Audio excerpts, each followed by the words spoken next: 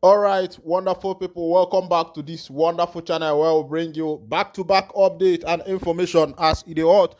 In case you have not joined our social media handle, what are you waiting for?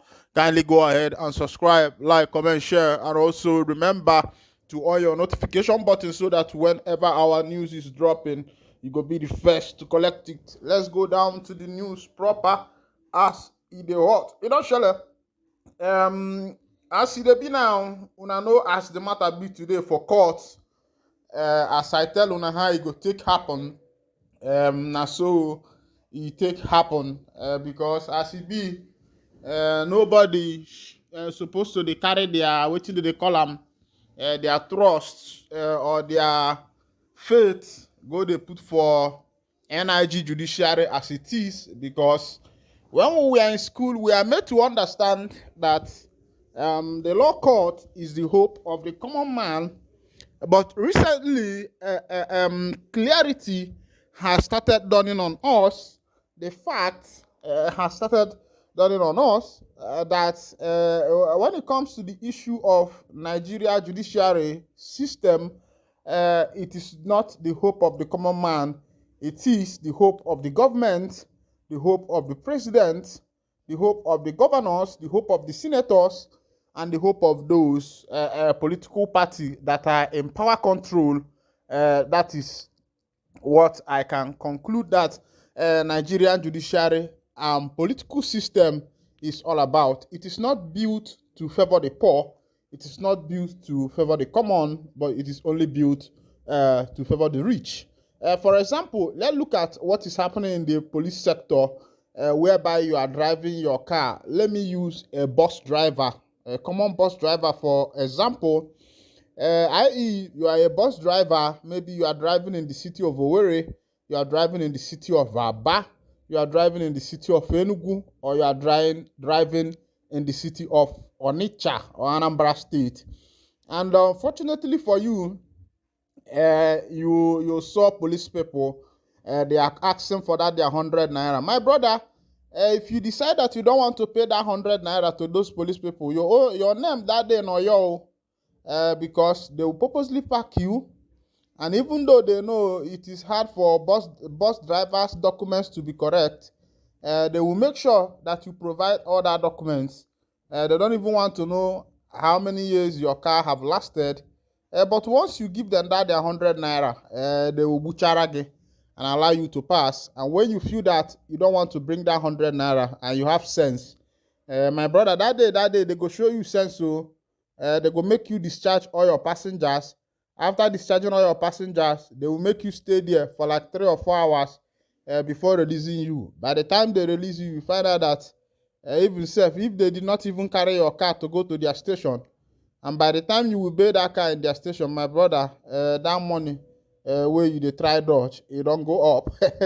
And this will tell you that the system that is being run in Nigeria here, in all angle and all sphere, are not created to favor the common, but it is either to enrich the rich and those in power. And as the day goes by, the rich are getting richer while the poor are getting poorer. I was not marveled at what happened today at the Supreme Court, where the Supreme Court okayed the treasonable charge felony against mazi Nnamdi Kanu. They upheld that judgment. That is to say that the judgment is going to continue. The judgment is going to continue. It is not yet the end of this particular judgment as we thought.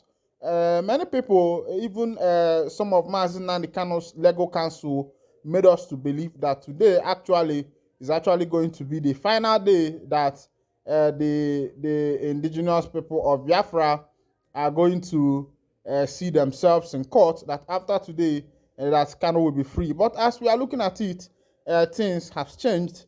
Supreme Court okayed that particular trial and said let the trial continue. And my own thoughts now is, what is the fate of Mazi Nnamdi Kanu, since the Biafrans were not able to get justice from the judiciary. It's more like yesterday. What happened yesterday, last 2 years, is also repeating itself in the law court. And now as David will say, he say, I look to the mountain and to the hills, from where cometh my help. He say, my help will come from the hand of the Lord, who maketh the heaven and earth.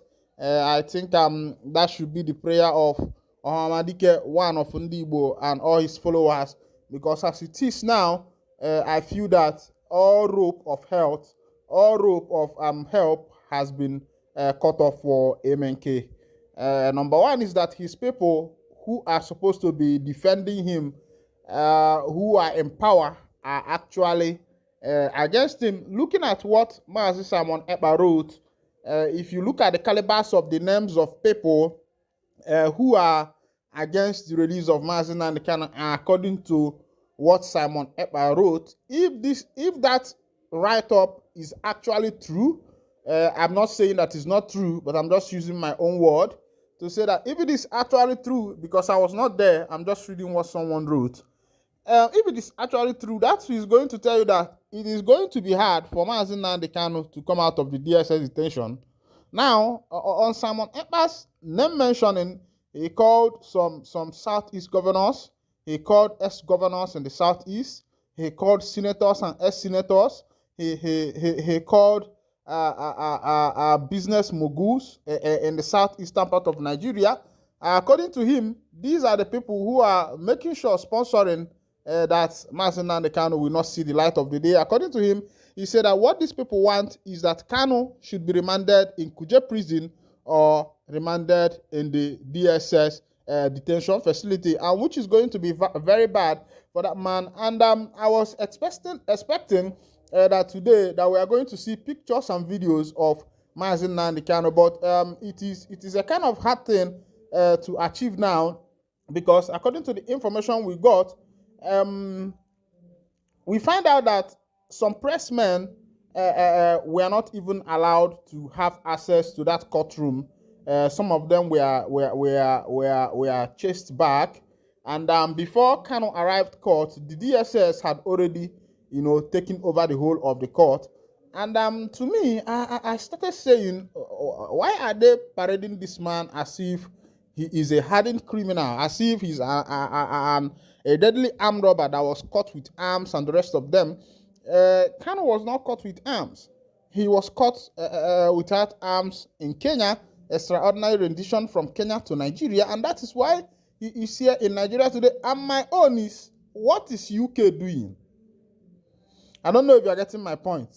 What is UK doing? If actually UK constitution is as we thought, or what we believe that the UK people are, because I found out that the black man or we people living in Nigeria have a different perspective of the white man, or a different perspective of the United Kingdom, believing that they are world power and they have this power to be able to sort out every problem. So to many people, they were believing that since Mazi Nnamdi Kanu is a UK citizen, since Nigeria has explored all means, all judicial means to be able to sort out this case, and is not working out. The High Court is not helping, the Appellate Court is not helping, the Supreme Court has taken over the case, and they are not also helping out. And many people are suggestive, why not UK come back here and pick Mazi Nnamdi Kanu? And that will end all these things. Why not UK come down to Nigeria? Since they know that Nigeria is the country they give birth to, they colonize this nation, and even up to today, they are still eating alawi like coppers, NYSC coppers from Nigeria. It has never ended. Many people are of the opinion, even someone like me, and saying, why not UK come down? Why not then come down to Nigeria, like the Americans did when one of their men was kidnapped during the early days when Boko Haram was still starting. During the time of, was it the time of Good Luck Jonathan or something like that, that this thing happened? And I am saying, why will UK not come down? If I'm not saying they should come through violent means, but what I'm saying is, in a negotiable means, that it will be government to government. I believe that if UK government should talk to Nigerian government, and not just talking to Nigerian government, giving them a condition, or even giving them a condition, I believe that through that way, Nigerian government will shake body and make sure that Ahmadike one of Ndigbo is released from the DSS detention. Meanwhile, this is where I'll be winding down the curtain, and in case it's your first time of joining us on this wonderful channel, kindly go ahead and subscribe, like, comment, share, and also remember to on your notification button so that whenever our news is dropping, you will be the first to collect it. Thank you for listening. God bless you.